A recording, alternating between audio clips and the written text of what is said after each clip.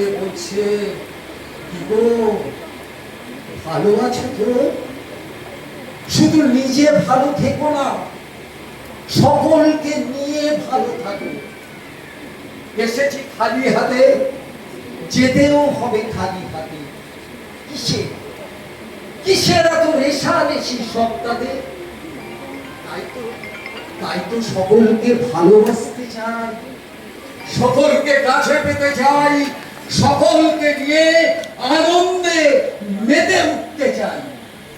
আজকে মনের বড়ই সুখের দিন, আজকে